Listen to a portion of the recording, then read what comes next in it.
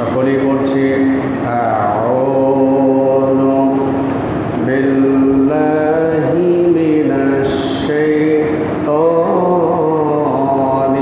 রাজিম। বিসমিল্লাহির রাহমানির রাহিম। ওয়া ইয ইবতালা ইব্রাহিমা রাব্বুহু বিকালিমাতিন ফাআতাম্মাহুন্না।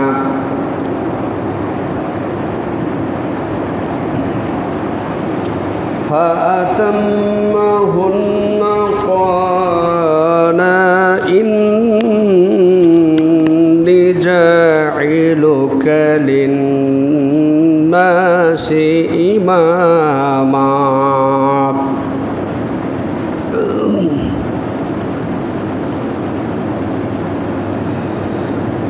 قال ومن ذريتي قال لا ينال عهد الظالمين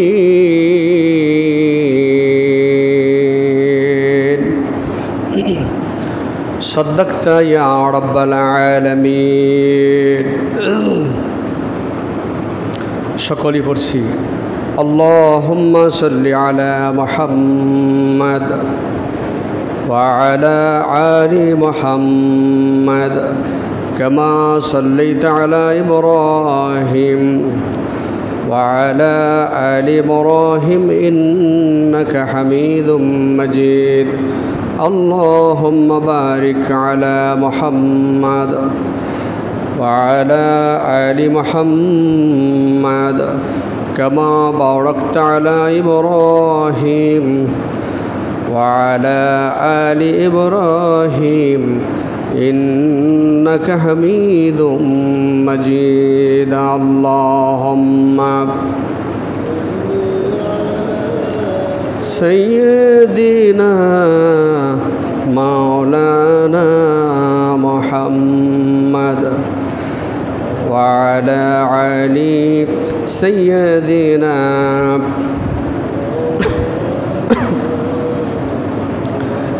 মৃত দিয়ে শহীদি মরণ।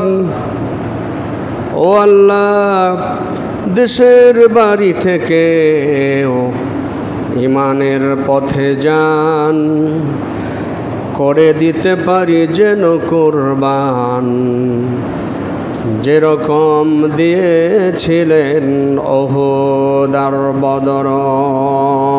বালাগাল উলা بكماله كشف الدجى بجماله حسنت جميع خصاله صلوا عليه। मोहब्बत साथ अल्लाह के डाकुन सुबहानाल्लाह अल्हम्दुलिल्लाह ला इलाहा इल्लल्लाह सुबहानाल्लाह अल्हम्दुलिल्लाह ला इलाहा सुबहानाल्लाह अल्हम्दुलिल्लाह सुबहानल्लाह अल्हम्दुलिल्लाह ला इलाहा इल्लल्लाह सुबहानल्लाह अल्हम्दुलिल्लाह ला इलाहा इल्लल्लाह मुहम्मदुर रसूलुल्लाह सल्लल्लाहु अलैहि वसल्लम। पवित्रतम मास हज्जेर मास जिलहज ত্যাগ তিতিক্ষা এবং কোরবানির মাস। জিলহজের আজকের এই জমায় উপস্থিত সম্মানিত দিন প্রিয় ইমান প্রিয় তাওহীদবাদী মুসলমান ভাইরা, আমরা সকলে মিলে সে আল্লাহ পাকের দরবারে শুকরিয়া আদায় করছি, যিনি চন্দ্রমাসের ঘূর্ণীয় পাকে ত্যাগ তিতিক্ষার মতো গুরুত্বপূর্ণ মাসে মহান আল্লাহ আমাদেরকে জুমার গুরুত্বপূর্ণ সালাতের জন্য সুস্থতার সাথে সমবেত হবার তৌফিক এনায়েত করলেন। আমরা নতশিরে মহান মাবুদের দরবারে কালেমত শুকর আদায় করছি, আওয়াজ করে চিৎকার করে পড়ছি আলহামদুলিল্লাহ। ভক্তি ভরে পড়ছি দরুদ সালাম সর্বকালের সর্বযুগের সর্বশ্রেষ্ঠ মহামানব মুহাম্মদ রাসূলুল্লাহ, সকলেই বলুন সাল্লাল্লাহু আলাইহি সাল্লামের প্রতি শত কোটি দরুদ সালাম। মাগফিরাত কামনা করছি সকল শহীদদের আত্মার। যে সমস্ত ভাইয়েরা কোরআনের জন্য, ইসলামের জন্য শাহাদাতের নজরানা পেশ করেছেন তাদের জন্য দোয়া করছি। পাশাপাশি অসুস্থ যে সমস্ত ভাই এবং বোনগুলো বিভিন্ন হসপিটালের বিছানায় এবং বাড়ির বিছানায় কাতরাচ্ছে, আমরা দোয়া করি আল্লাহ পাক যেন রব্বুল আলামিন, রব্বুল ইজ্জত আল জালাল যেন আল্লাহ পাক যেন তাদেরকে সুস্থতার নিয়ামত দিয়ে ধন্য করেন। সকলে বলুন আল্লাহুম্মা আমিন। সম্মানিত উপস্থিতি, এমনি কি হচ্ছে? আচ্ছা, লাইটটা দিলে একটু ভালো হতো, লাইটটা। যাই হোক, আউযু বিল্লাহি মিনাশ শাইতানির রাজিম। আজকে আমার কথা ছিল যে আজকে আমরা কথা বলবো ইব্রাহিম আলাইহিস সালামের পরীক্ষাসমূহের উপরে। অর্থাৎ আমরা একটা পরীক্ষার উপরে তার প্রতিষ্ঠিত সাকসেসপূর্ণ একটা পরীক্ষার উপরে আমরা কথা বলেছি বা আমরা একটা পরীক্ষার উপরে আমরা এখানে আমলও করলাম আলহামদুলিল্লাহ। সেটা আমরা যাদের সাধ্য ছিল আমরা চেষ্টা করেছি আলহামদুলিল্লাহ। তো আমরা আজকে কথা বলবো, আজ আমরা কথা বলবো ইব্রাহিম আলাইহিস সালামের অগ্নি পরীক্ষার উপরে কথা বলবো ইনশাআল্লাহ। লক্ষ্য করুন বন্ধুগণ আমার, আসুন যে কথা বলছিলাম, আমরা এখন কথা বলবো, এদিকে তাকান, সবাই এদিকে তাকান, জি লুক অ্যাট মি উনজুরুন ইলাইয়া ইয়া হাজিরুল মুসাল্লিন। সকলে আমার দিকে লক্ষ্য করুন। আমরা আয়াতে কারিমা তেলাওয়াত করেছি কোরআনে কারিমের 2 নম্বর সূরার 124 নম্বর আয়াত। খুব খেয়াল করবেন, 2 নম্বর সূরা 124 নম্বর আয়াত। সূরার নাম হলো সূরা আল বাকারা। এই আয়াতের উপরই ধারাবাহিক যে কয়েকদিন হয়, যে কয়েক জুমা সম্ভব হয়, রব যখন যেভাবে চান আমরা কথা বলবো ইনশাআল্লাহ। আল্লাহ তাআলার হুকুমে কথা বলবো ইনশাআল্লাহ। লক্ষ্য করুন, এই আয়াতের শাব্দিক অর্থ হচ্ছে এমন: হে নবী, স্মরণ করুন সেই সময়ের কথা যখন ইব্রাহিম আলাইহিস সালামকে, জাতির পিতা ইব্রাহিমকে কয়েকটি বাক্যের বিনিময়ে পরীক্ষা করেছিলাম। অতঃপর সেই পরীক্ষা তিনি কমপ্লিট করলেন, সফলকাম হলেন, সাকসেস হলেন। আলহামদুলিল্লাহ বলুন। কয়েকটি পরীক্ষা করলাম কাকে? নবী ইব্রাহিম আলাইহিস সালামকে। আর ইব্রাহিম আলাইহিস সালাম কী হলেন? সেই পরীক্ষায় সাকসেস হলেন, কৃতকার্য হলেন, কমপ্লিট করলেন, সেটাকে পুরা করলেন, পরিপূর্ণ করলেন পরীক্ষা। এখন আপনারা আমাকে সহজ ভাষায় একটু কথা বলার চেষ্টা করি। বলুন, যিনি পরীক্ষায় খুব ভালো করেন তিনি ফার্স্ট হবেন? তিনি ওই ক্লাসের দলপতি হবেন? তিনি ওই ক্লাস ক্যাপ্টেন হবেন? নাকি পরীক্ষায় যিনি ফার্স্ট ডিভিশনে ফেল করলেন তিনি ওই ক্লাসের ক্যাপ্টেন হবেন? কে হবেন বলেন তো দেখি একটু? যিনি পরীক্ষায় কী করেছেন? ভালো করেছেন। এবং শুধু পরীক্ষায় নয়, পরীক্ষার মধ্যে আরও কিছু থাকে। আখলাকের উপরে নম্বর থাকে, তার পোশাক পরিচ্ছদ কেমন, তার আচার আচরণ শিক্ষকদের সাথে কেমন, কথা বলেন ঠিক না? নম্বর এগুলো থাকে, এখনও আছে, বিশেষ প্রতিষ্ঠানগুলোতে এখনও আছে। যদিও শিক্ষা ব্যবস্থাটা ভিন্নদের ইশারায়, ভিন্ন দেশের ইশারায় আমাদেরকে উলটপালট করে দিতে চেয়েছিল, আলহামদুলিল্লাহ। কিন্তু আল্লাহ পাক আছেন, তিনি থাকবেন, তিনি হুয়াল হাইয়ুল কাইয়ুম, তিনি চিরপ্রতিষ্ঠিত। এই শিক্ষা ব্যবস্থায় আমাদেরকে ওই নাজিবুদ্দিন আরাকানের মতো তিনি রহমতুল্লাহ আলাইহি তিনি বলেছিলেন যে আমি যেই সময়ে মসজিদের মধ্যে বসে তাসবিহ জপছি, ওই সময়ে স্কুলের শিক্ষকগুলো স্কুলে আমার ছেলেকে সৃষ্টিকর্তাহীন, আল্লাহীন পড়ানো শিক্ষা দিচ্ছে, যে এমন একটা সময় আসবে ওই জনগোষ্ঠীর লোকেরা এক সময় আমার এই বসে থাকা মসজিদটাকে ধসায় দিবে। ভারতে হয় নাই, তা হয় নাই? ভারতে হয়েছে, অন্য অন্য বিশ্বের অনেক দেশে হয়েছে। আমরা তাসবিহর মধ্যে রত, তাসবিহ পড়তে হবে, তাসবিহর পাশাপাশি সমাজ বিপ্লবের সাধনে আমাদেরকে প্রচেষ্টা করতে হবে। কারণ দেশটা যদি, সমাজটা যদি ইসলামের হয়ে যায় তাহলে আমাদের আগামী প্রজন্ম ইসলামের হয়ে যাবে। সুবহানাল্লাহ বলবেন না? জি জি, এটাই, ভালো করে শুনবেন। তাহলে আসুন আমরা এর ব্যাখ্যায় চলে যাব ইনশাআল্লাহ। আল্লাহ তাআলা কি বললেন? আল্লাহ রাব্বুল আলামিন বললেন কোরআনে কারীমের মধ্যে, আল্লাহ বলেন, আমি আমার জাতির পিতা ইব্রাহিম আলাইহিস সালামকে কয়েকটি বাক্যের বিনিময়ে, কয়েকটি জিনিসের বিনিময়ে আমি আল্লাহ পরীক্ষা করলাম। ফা আতাম্মাহুন্না, অতঃপর আমার ইব্রাহিম আলাইহিস সালাম সেই পরীক্ষায় সাকসেস হলেন, তা পূরণ করলেন। জোরে বলুন সুবহানাল্লাহ। পরীক্ষার সব শর্তাদি যদি পূরণ করে তিনিই তো হবেন। এরপর আল্লাহ রাব্বুল আলামিন পরীক্ষাহীন কোনো নবীকে ছেড়ে দেন নাই। তার মধ্যে হযরত ইব্রাহিম, যিনি আমাদের জাতির পিতা, আমাদের নবিয়ানা, আমাদের নবী মুহাম্মদ সাল্লাল্লাহু আলাইহি সাল্লামের তারও জাতির পিতা, হযরতে মুহাম্মদ সাল্লামের জাতির পিতা। আল্লাহ রাব্বুল আলামিন এই পরীক্ষায়, ইমানের অগ্নি পরীক্ষায়, পরীক্ষার পর পরীক্ষায় সাকসেস হবার পর আল্লাহ রাব্বুল আলামিন চূড়ান্তভাবে, অসাধারণভাবে ঘোষণা দিলেন। এই আয়াতের ভিতরে বললেন, আল্লাহ বলেন, ক্বালা ইন্নী জাইলুকা লিন্নাসি ইমামা। সুবহানাল্লাহ বলুন, সুবহানাল্লাহ। আর জোরে বলুন একটু আল্লাহু আকবার। এই কলার বক্তব্য দিয়েছেন হচ্ছে আল্লাহ, এই কলার ফাইল কর্তা হচ্ছে আল্লাহ সুবহানাহু ওয়া তাআলা। আল্লাহ পাক তখন বললেন, ইব্রাহিম শোনো, তুমি যেহেতু পরীক্ষায় সাকসেস হলে, পরীক্ষার পর পরীক্ষা তোমাকে জীবনে দিয়েছি, আর সেই পরীক্ষায় যেহেতু তুমি সাকসেস হলে, আমার কলিজার টুকরা ইব্রাহিম, আল্লাহ বলেন, ইন্নী নিশ্চয় জাইলুকা লিন্নাসি ইমাম, তামাম পৃথিবীর সমস্ত মানুষের জন্য, জাতির তোমাকে আমি আল্লাহ ইমাম বানাই দিলাম, নেতা বানাই দিলাম। আর একটু জোরে হবে না? আল্লাহ দিলেন পরীক্ষা, পরীক্ষার পর পরীক্ষায় তিনি যখন সাকসেস হলেন, রব্বুল ইজ্জাতুল জালাল তার মানে মর্যাদাকে, তার দরজাকে বৃদ্ধি করে দিয়ে আল্লাহ বললেন, গোটা পৃথিবীর সমস্ত মানুষের নেতা হচ্ছে ইব্রাহিম আলাইহিস সালাম। সুবহানাল্লাহ। কেউ মানুক চাই না মানুক, কেমনে? সামনে কথা আসবে, লক্ষ্য করুন। তার আগে দুই একটি খণ্ডন করব।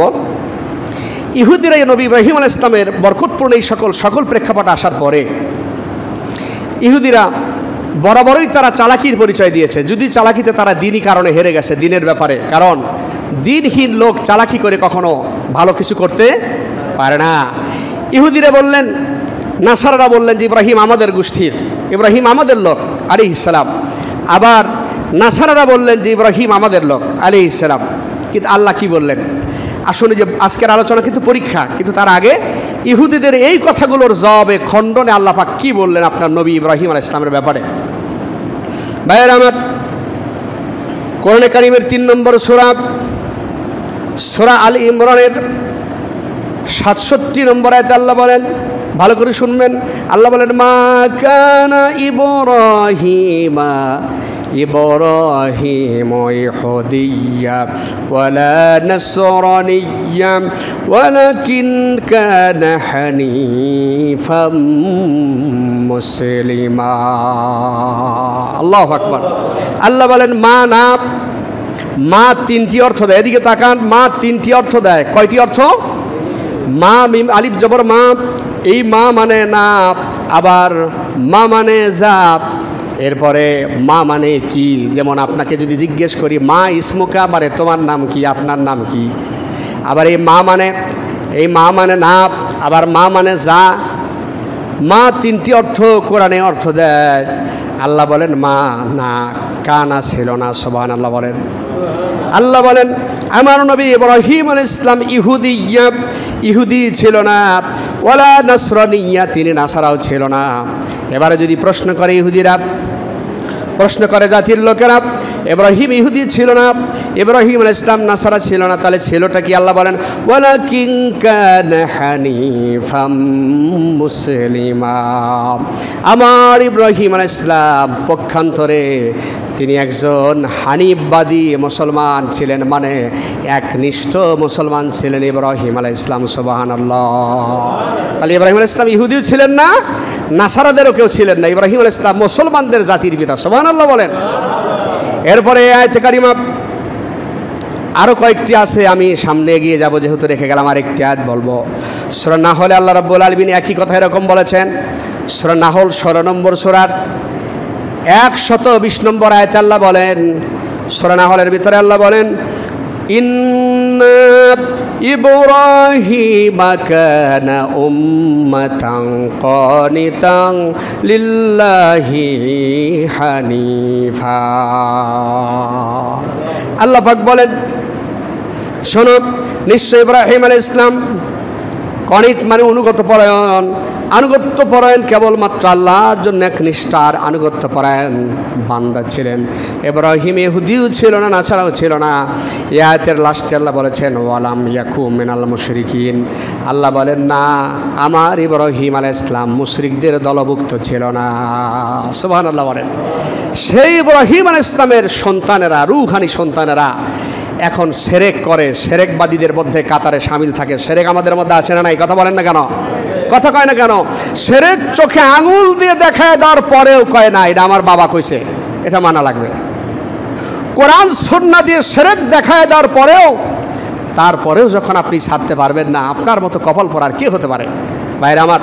আর ইব্রাহিম আলাইহিস সালাম শিরকবাদীদের সব কিছুর বলে কুঠারাঘাতে নে আল্লাহ আর ইব্রাহিম আগুনটাকে আপন মনে করে ঝাঁপ দিয়েছিলেন, তারপরেও শিরকবাদীদের কমে দলে থাকে নেই।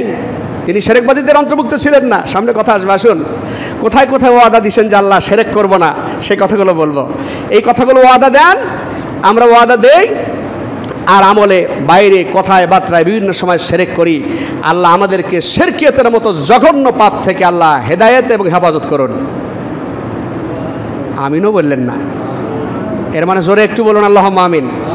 এগুলো একটু খেয়াল রাখতে হয়, কোথায় আল্লাহুম্মা আমিন বলবেন, কোথায় সুবহানাল্লাহ বলবেন। ওই যে রসিকতা, যদিও আমি গল্প তো করি না, জানেন, মানে মাহফিলেও করি না, এখানেও করি না, তারপরেও ছোট্ট একটা কথা, মানে এলোমেলোভাবে আমাদের বুঝতে হবে কোথায় সুবহানাল্লাহ, কোথায় আলহামদুলিল্লাহ, কোথায় ইন্না লিল্লাহ। এই যে কোনো একজন লোক মারা গেছে, লোক মানে দুঃসংবাদ এসে দিয়েছে, তো উনি কইতেছে সুবহানাল্লাহ। তো দুঃসংবাদের সময় কি আসলে সুবহানাল্লাহ? দুঃসংবাদের সময় ইন্না লিল্লাহ কি বলতে হয়? রাসূলুল্লাহ বলেছেন বুখারীর বর্ণনা, যে তোমার পায়ের ফিতার, স্যান্ডেলের ফিতাও যদি ছিঁড়ে যায়, বুখারীর বর্ণনা, আবু হুরায়রা হাদিসের রাবী, জুতার স্যান্ডেলের ফিতাও যদি ছিঁড়ে যায়, তারপরে মুসলমান বলবে ইন্না লিল্লাহ। কিন্তু লোকেরা মনে করে এটা মানুষ মারার দোয়া।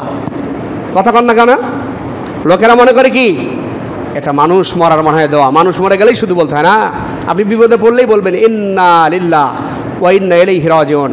যাই হোক, বিদ্যুৎ চলে গেছে, আপনি বলবেন ইন্না লিল্লাহ। বিদ্যুৎ এসে গেল, তারপরে কি বলবেন? নাউজুবিল্লাহ, না কি বলবেন? আলহামদুলিল্লাহ। জি, এই যে বিষয়গুলো, ছোট্ট ছোট্ট মাসনুন আমলগুলো, এগুলো আমাদের জীবনে আসতে পৃষ্ঠে আল্লাহ বেঁধে রাখার তৌফিক দান করুন, বলুন আমিন। তো বলছিলাম কি, সেটা হচ্ছে আমি আয়াত রেখে গেলাম ইব্রাহিম আলাইহিস সালামের ইহুদিদের জবাবের ব্যাপারে, দাবির খণ্ডনে রেখে গেলাম একটি কারণে। সামনে আলোচনা, গুরুত্বপূর্ণ আলোচনা আরও সামনে আছে, সেই কথাগুলো বলবো। তাহলে আসুন, ইব্রাহিম আলাইহিস সালামকে এই কথাটা আগে মগজে নেন। ইব্রাহিম আলাইহিস সালামকে আল্লাহ দিলেন পরীক্ষা, করলেন পরীক্ষা। কি করলেন? জোরে বলতে হবে, আবার বলুন। ইব্রাহিম আলাইহিস সালামকে করলেন পরীক্ষা, আর এর বিনিময়ে আল্লাহ পাক গোটা বিশ্ববাসীর ইমাম। ইমাম মানে কি? এই তো সুন্দর বলছেন, নেতা। এই কথাগুলো কিন্তু আবার আমাদের সমস্যা হলো কি, মানে যদি আপনি কাউকে ইংরেজিতে বলেন, কি বলেন, লিডার বলেন, তাও যদি কেউ না বোঝে সমস্যা নেই। যদি আপনি আরবিতে কাউকে ডাকেন আতিনি ইমাম, ইংদি ইমাম, হে ইমাম আমার কাছে আসুন, যদি ডাকেন সমস্যা নেই। কিন্তু যদি বলেন, আপনি এরকম বলেন, আওয়ার লিডার কাম হিয়ার, হ্যাঁ নেতাজি কাছে আসেন, তো মুসল্লিরা চিন্তা করে ঘটনা কি, আমাদের ইমাম সাহেব আবার তলে তলে নেতা হয়ে গেল কবে? অথচ ইমাম মানেই কি? কথা কয় না কেন? আরেকটু জোরে বলেন। ইমাম মানেই নেতা। কিন্তু মসজিদগুলোতে আজকে কি ইমাম আর নেতা হিসেবে আছে? না। মসজিদের বাইরে তো মানেই না, মসজিদগুলোতেই নেতা নাই। মসজিদের বাইরের অবস্থা তো খুব খারাপ। আসুন বাইরে, আমার যে কথা বলছিলাম, আল্লাহ করলেন পরীক্ষা, আর ইব্রাহিম আলাইহিস সালামকে আল্লাহ রাব্বুল আলামিন বানাই দিলেন গোটা বিশ্ববাসীর, বিশ্ব জাহানের সমস্ত মানুষের কি বানাই দিলেন? নেতাজি। ক্বালা ইন্নী জাইলুকা লিন্নাস ইমাম। আল্লাহ ঘোষণা দিলেন, কলার ফায়ার আল্লাহ বক্তব্য দিয়ে বললেন, আমি তোমাকে গোটা পৃথিবীর সমস্ত মানুষের নেতা বানাই দিলাম। সুবহানাল্লাহ বলবেন না? জি জি জি। এখন এবারে আসেন, নেতাগিরি এমনি হওয়া যায় না, নেতা এমনি হওয়া যায় না। আমাদের সাম্প্রতিক সময়ের মানুষেরা 2-4 কলম পড়লে, 2-4 কোটি টাকা পয়সা থাকলে, 2-1 বার টাবরানি খালি কি হয়ে যায়?